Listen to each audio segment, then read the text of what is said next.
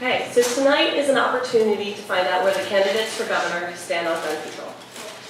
My name is Erin Heim. I'm a Marjorie Stoneman Douglas alumni, class of 2008. This event is hosted by the MSD alumni of New England, whose world was forever changed on February 14th, 2018. Yesterday marked 3 months since the shooting, and each and every one of us can tell you exactly where we were when we heard this news. I was sitting at my computer desk, staring in complete shock at the fact that my small community of Parkland, Florida was on my computer screen. It's a community where we spent most of our childhood without a care in the world, with gated communities and good public schools. It's not the place that you expect to see on the news, because 17 innocent people were gunned down by an easily accessible assault-style weapon. That day changed every single person that went to MSD forever. And we have now become a group of alumni that are dedicated to making changes and having the type of conversations that we will have tonight. The type of discussions where every politician can let you know where they stand on gun violence and gun access, and know exactly who and what we're voting for when it comes to Election Day. Hello, my name is Justin Mangiarides, Marjorie Stoneman Douglas, class of 2000. I'm originally from Massachusetts, but my family moved to Florida in 1991 for the schools, specifically the outstanding schools in Parkland and Coral Springs. As alumni, we are dedicated to supporting and amplifying the messages of the current MSD students.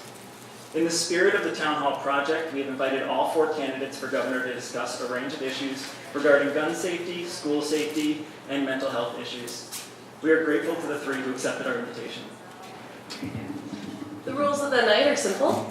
Each candidate will first be able to introduce themselves. Afterwards, we'll ask questions, and each candidate will get precisely 2 minutes to respond. We do have our timekeeper up in the front that will be keeping strict time. When you run out of time, that is it. I will unmercifully cut you off. And then each candidate will also have 1 minute time to respond to any other candidate's statements if they so choose. This is not mandatory. Then they will each have a chance to introduce themselves shortly. The questions that we're going to be asking were collected by the alumni and the audience during the previous few weeks of registration and cover a range of topics that pertain to gun violence, including mental health and school safety. So, with that, why don't we ask our 3 candidates to take just a few sentences to introduce themselves to the audience, starting with you, Mr. Massey. Thank you very much. I appreciate this opportunity. My name is Bob Massey. I live in Somerville. I've been running for governor for over a year now, and I'm doing so because I think Charlie Baker offers virtually no leadership on the important problems of today, whether it's the issues of home or school or doctor or job, or the fundamental issues coming at us in the future. Gun violence is a scourge. It is both a cause and a symptom of the deep problems in our society, and I look forward to commenting on it at greater depth. Yes, I'm Dr. Scott Lively. I'm a constitutional law attorney and a pastor. I'm running as a Republican candidate for governor. I'm a strong supporter of the Second Amendment. I actually agree with almost everything that Mr. Massey said. I think Mr. Baker is doing a terrible job. And I think that gun violence is an indicator of serious problems in our society. I just have different solutions to offer. My name is Jay Gonzalez. I'm a Democratic candidate for governor. I want to start by thanking the MSD alums for their engagement and advocacy on this important issue and for organizing this important event. It is not easy to pull something like this together, particularly on a night like this. So I really appreciate everything you're doing, and the fact that all of you pulled together in the wake of the tragic events at your high school to take action and do something about it is inspiring and appreciated. And I personally want to thank you for what you're doing. I'm running for governor because I care about people and I want to make a difference in people's lives, and generally think with Trump taking us backwards every single day on issues like gun violence and many others, it is more important than ever that we've got real leadership here in Massachusetts. And we don't have that right now. We need to be aiming a lot higher. And gun violence is one of those issues where we need to be aiming higher. I'll give you one example. The fact that I was very disturbed to learn that the assault weapon used in Parkland was manufactured right here in Massachusetts.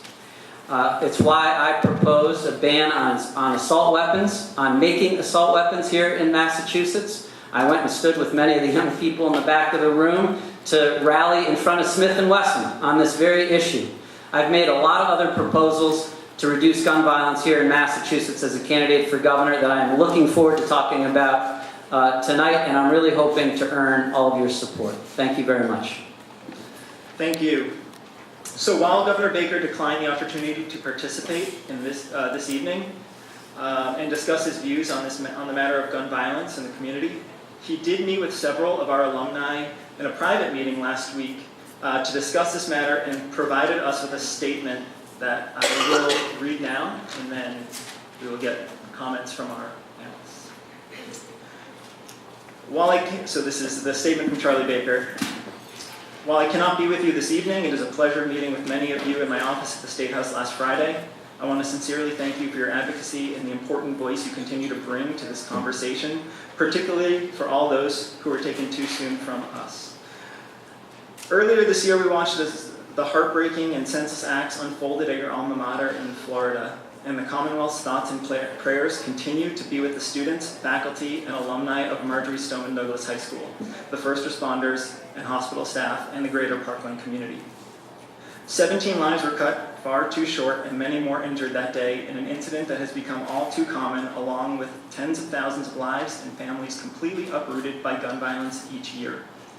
Massachusetts has been well served by some of the nation's strongest gun control laws and safety measures that I believe can set an example for other states and the rest of the country, including an assault weapons ban that I believe Congress should adopt once again.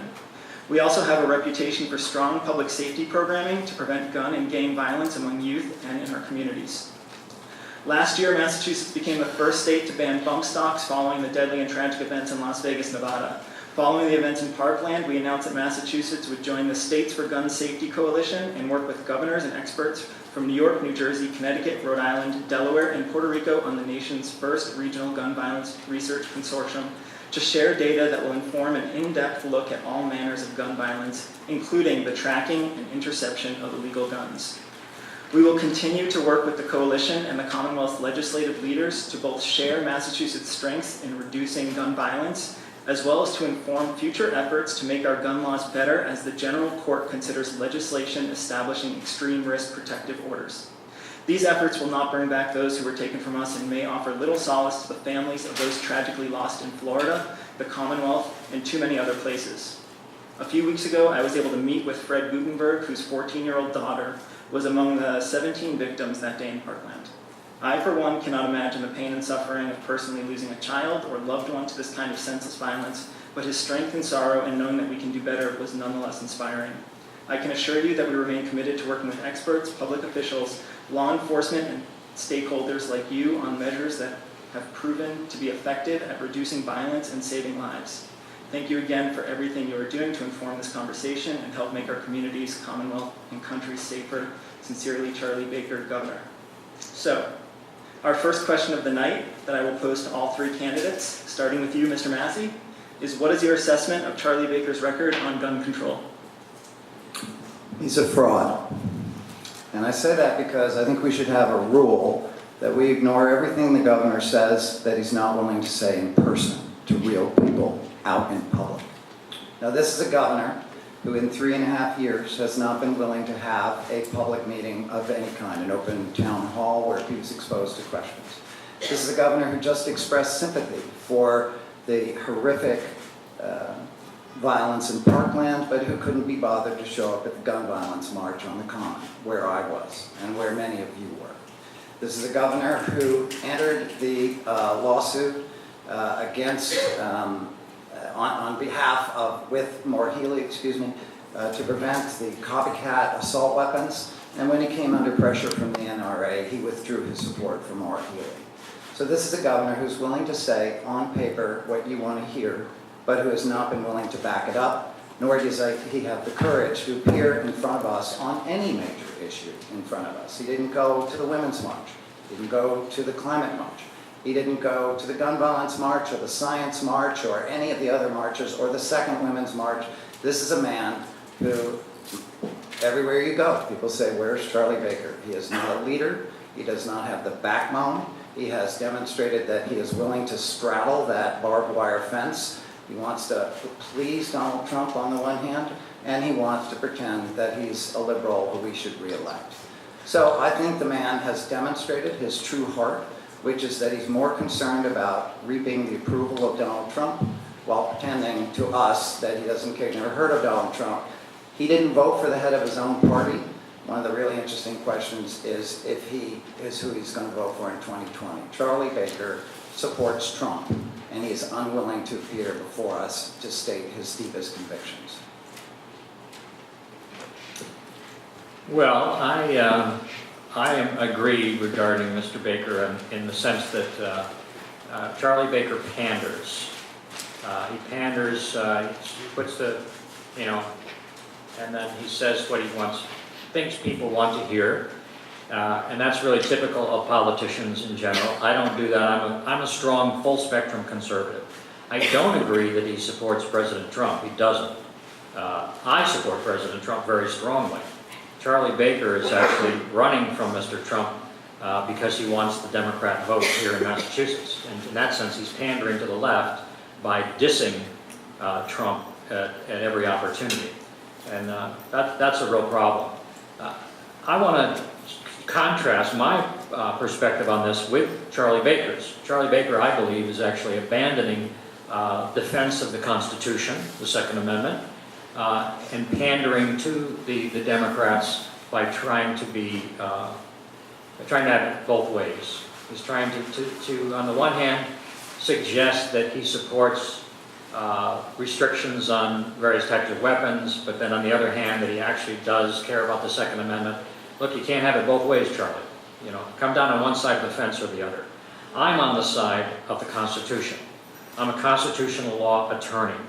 The Second Amendment was put in place not so people could go out and hunt in the woods. It was put in place so that we would be able to defend ourselves from the kinds of people that attacked your school, right? Everybody in this room is unarmed.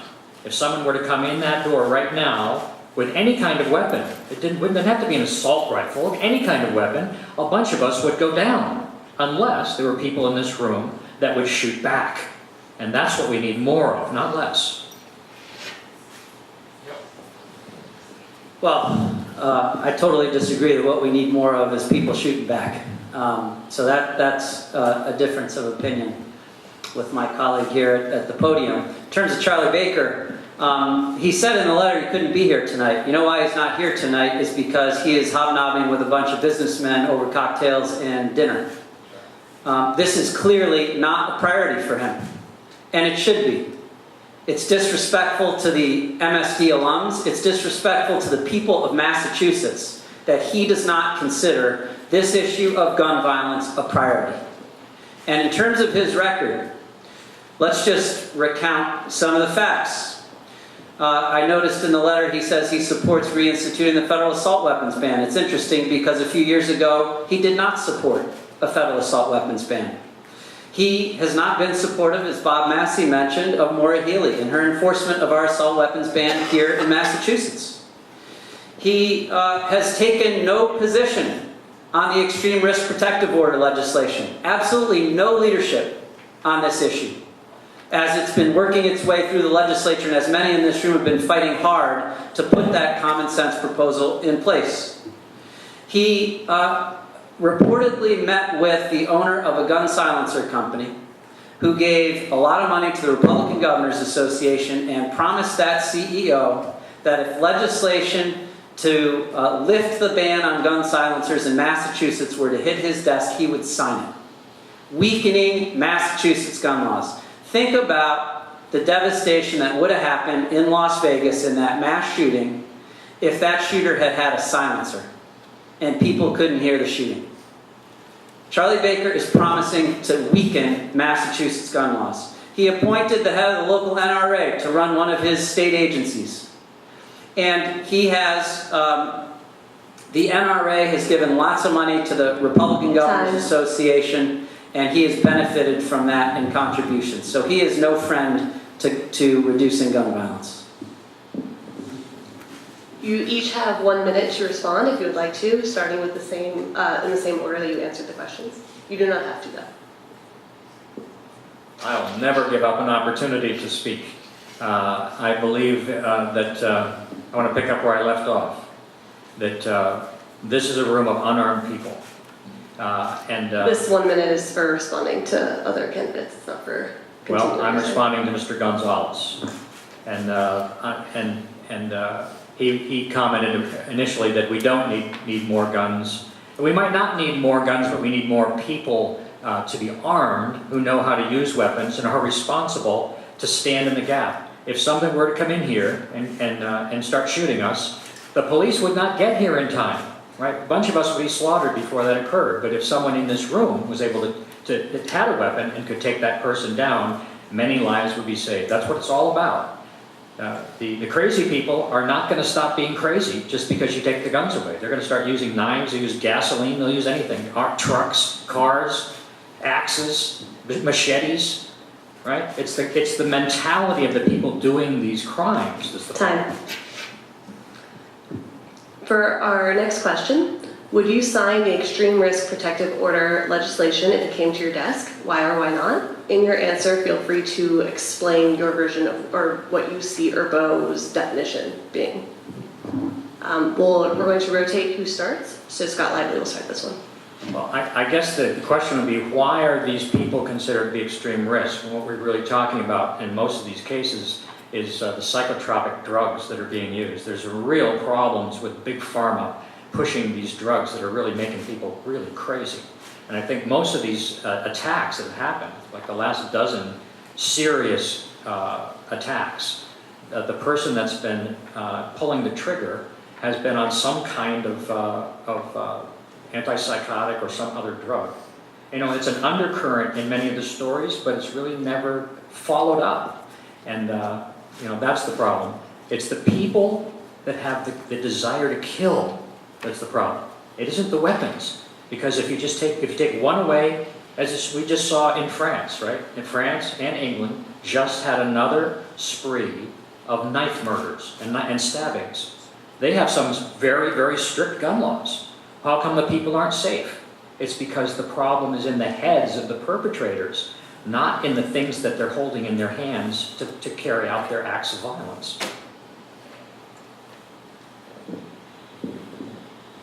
I would absolutely sign the Extreme Risk Protective Order legislation. This is legislation I've been supporting for many months. I think it is a common sense proposal to ensure that those deemed a risk to themselves or others for a whole slew of potential reasons are not able to get or not able to keep a weapon that could do harm to themselves or to others.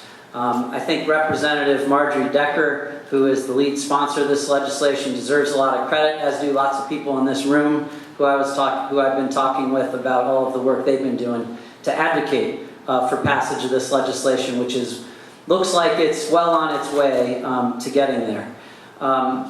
You know, this is an example of another area where Governor Baker is nowhere to be found, kind of like at this forum, where he's taken no position, no stand on an issue of real consequence, where we could strengthen our gun laws to protect people here in Massachusetts. And to me, it is a total lack of leadership from our governor. And he said a lot of nice things in this statement and expressed a lot of sympathy. Well, words are one thing, action is another. And we need a governor, and we deserve a governor who's going to show up and